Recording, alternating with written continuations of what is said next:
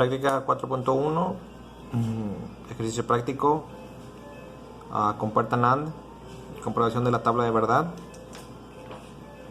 El estado inicial 1,1, sin cambio en las salidas. El estado 0,1, se observa Q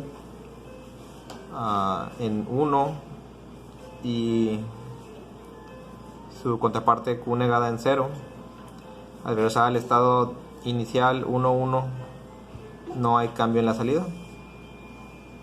Al poner el estado 1,0 se observa el cambio Q0 y Q negada 1.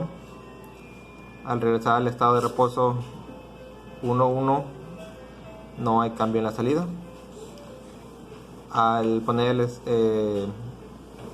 el estado 0,0, las entradas 0,0 es la